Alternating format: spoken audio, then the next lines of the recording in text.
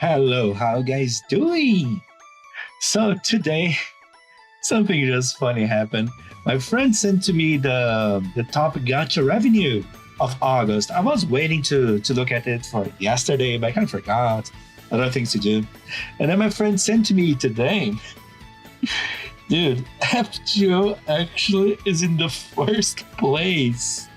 This was so funny to me because I was kind of expecting this to happen because I think I saw some reports from Japanese players saying that FGO JP was staying on the top revenue for a few days, like for 2 or 3 weeks. I forgot. It stayed consistently on the top revenue of the month because someone was following live, right? Not just monthly, because the data we have access here, the easy data is just monthly. But there were some people that had access of the live data, and they were saying, "Oh yeah, FGO is keeping the top," and it was just funny. Before anything, let's check it out. What happened this month for FGO actually crawl from the bottom of the top 10? Because let's be real, at least FGO was keeping the top 10 of the grossing gachas lately, right? But to cross the top one place, top first place, it was so funny to me. So let's check out what happened this month, right? Let's start with the beginning of August, which was just after the announcement of the anniversary, right?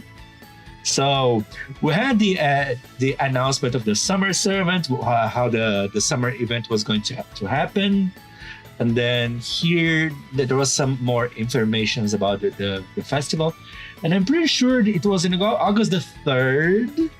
They showed, of course, the GSSRs, because of course there's always the GSSRs, right? GSSRs, of course, contribute to the revenue.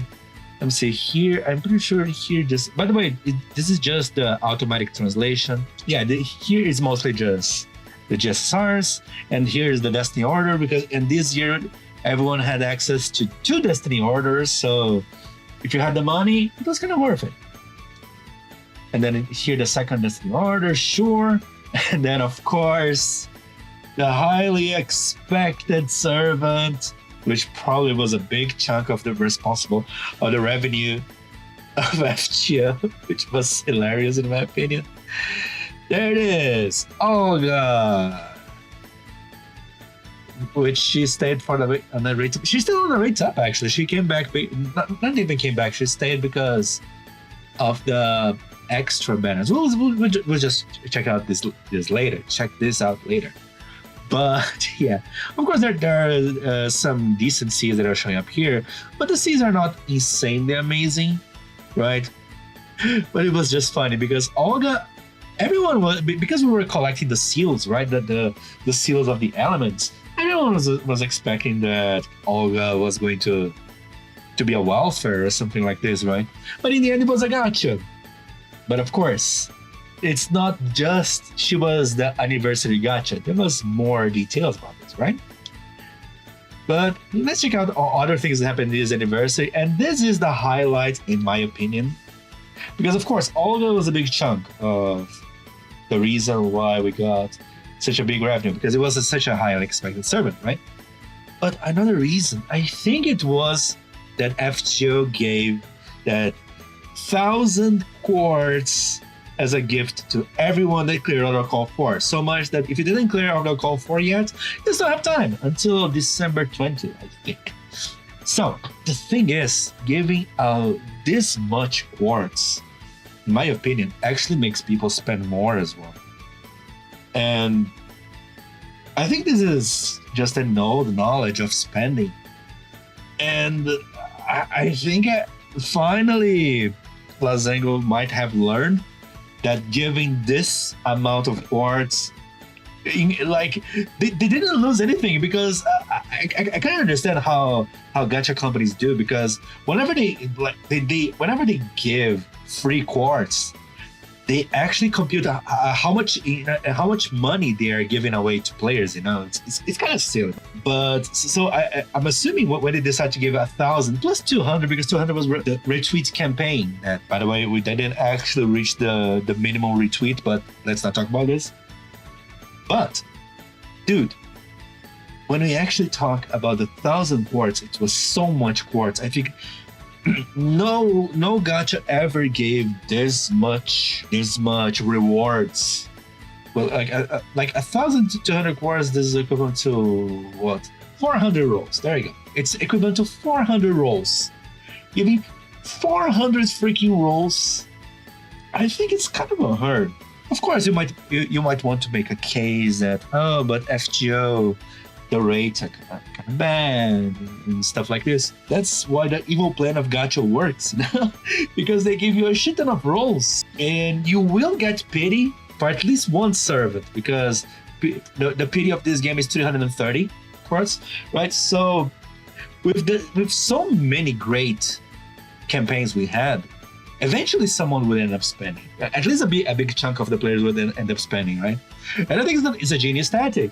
I keep saying, I mean, of course, who cares about what I say? But I keep saying that they should give more quartz, because giving more quartz, more free quartz, will make people spend more quartz. That's just how it is. That's the nature of people. But anyway, it's just a funny thing, and I think the 1,000 quartz reward here until the December 20, it's a big responsible. So not gonna lie, I would be really surprised if in the 11th anniversary we don't get another 1,000 quartz. I would be surprised if this doesn't happen, because come on, seriously, FGO becoming the number one grossing gacha game in the world, when there is so many strong contenders like Anasume, Love of Deep Space, Pokemon card game, dude. Anyway, and here I think it's just showing the 1,000 quartz and Olgon, right? The GSSR, the Destiny Order, yada yada. Yeah, this was mostly the biggest focus here, and of course, the animations updates, of course, this is a highlight for me. I love this. I started to show more for FGO, but that doesn't mean I don't genuinely think it was good. Anyway, let's not stay too much on this. And of course, they give a way more free quartz here and there, but I want to focus more on the reasons why FGO made so much money.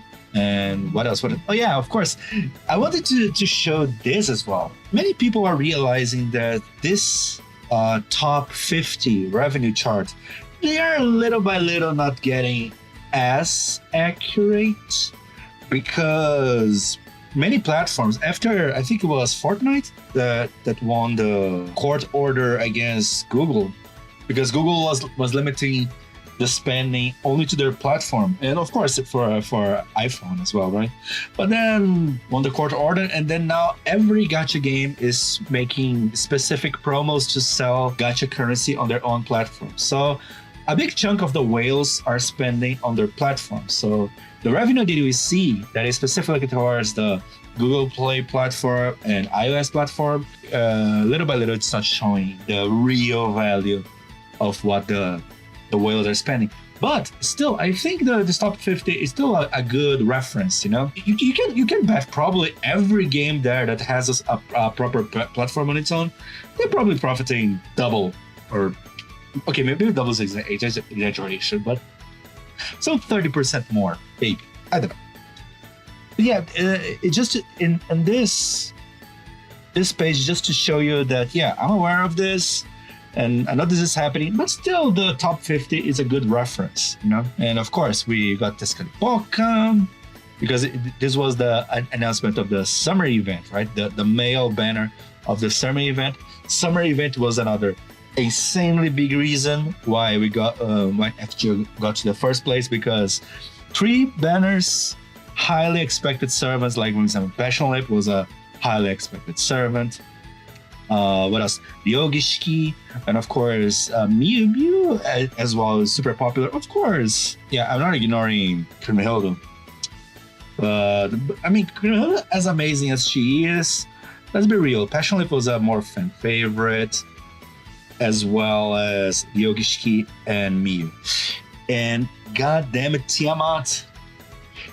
I mean, of course, Miss Crane or John Janice Crane. I forgot her name exactly, but she's quite an interesting unit for a 4-star alter ego.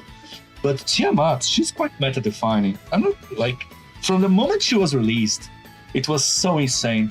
And of course, on the meta defining, it's not like she's going to take any place of any servant of the meta and all. I recommend you to watch Plushie's. What is the name of his video again? I think it's Hot Takes, right? Hot Takes from Summer Tiamat.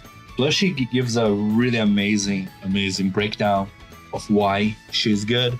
Or you could just check my live, because 70 or 80% of what Plushie is saying, I was saying on day one as well, you know? Just saying, you know, we're kind of just saying. I kind of know what I'm talking about. So yeah, and it's quite amazing because, I mean, whatever his opinion, she is a really good unit, Tiamat. And if you pick her, you can play on a different style, and it's fun and exciting, and that's one of the reasons, in my opinion, that as well benefit so much this spending. And of course, there is the rerun of the summer, because of course, Tonelico, super popular, never deny that. And of course, and for this reason, summer stacked with gachas was another big reason why FGO profited so much. Oh yeah, of course. Over the Same Sky, this campaign, I think it probably is one of the banners that least to make money for them, you know? CE banners, let's be real, CE banners is just not popular. But still, I think it made some good revenue and all, but yeah. I think it was just there. Over the Same Sky, Tonelico, and of course, the rerun of this was an important as well, because the rerun of a Grand Duel Extra, bringing back the extra banners. This is heavy because extra servants are highly popular, really strong, and for sure this was another reason why the profit was so big. Like rulers, avengers, alter egos, cases, foreigners, pretenders, beasts. Really huge power. And of course, with all of this, Olga still on the way top. People, if you check your friend list in JP, you will see so many NP5 Olgas. It's just disgusting, you know? It's kind of funny in a way. Because during the anniversary, they released the first run of the Grand Duel, which brought all the extra banners already. And now, and close to the end of the month, they released the rerun, so they brought all the banners again. The spending. And of course, let's not forget the last remaining piece of revenue, Morgan, the 32 million download campaign. Not gonna lie, I was a bit surprised because we got a random maintenance out of nowhere. And bruh, it was insane. It was insane because I think for many years, FG was not having a good amount of milestones of download campaigns, like, right? But damn, lately they are increasing because they are spamming banners. It is what it is. It's kind of disgusting practice, but hey, they are making money. It's working for them, I guess. And now the last few days of the month, they released Morgan. I guess I wonder if they realize, oh, we're just a little bit below Pokemon. Let's release another campaign to make a bit more money. And then Morgan download campaign. I think it came with a GSSR as well. Oh yeah, there it is, the GSSR. Of course, there is the GSSR.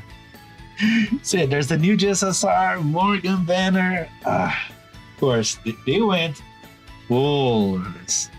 And of course, now that it ended, September started with a new banner with bond bonus for Evil and Star Servants, which is amazing.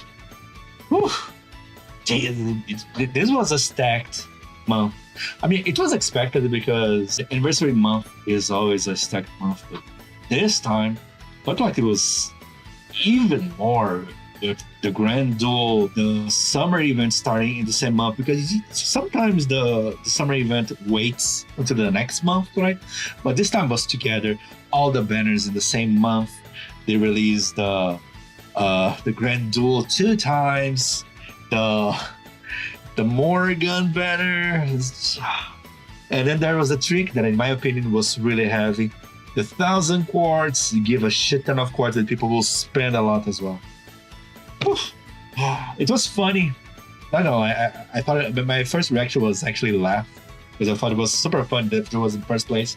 So I guess we can say that for good or for bad, because I honestly would prefer if FGO would switch to a new app. You know, I'm not gonna lie. I wanted to see FGO on a new app, FGO 2, maybe on FGO Arcade Engine, yada yada. That's a thing I keep saying all the time.